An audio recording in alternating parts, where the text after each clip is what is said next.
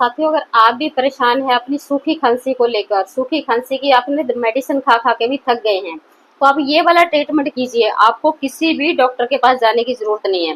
Right hand की जो small finger लेनी है, इसमें मैंने ये मार्क कर रखे हैं 4 पॉइंट।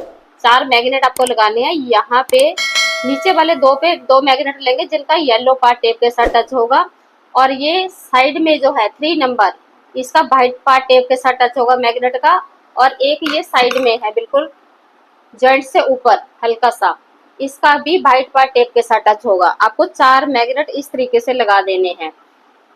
आप ये ट्रीटमेंट कीजिए, आप देखेंगे कि आपका जो खांसी की समस्या थी घर बैठे ही ठीक हो गई। इस तरीके से आपको 4 मैग्नेट लगाने हैं।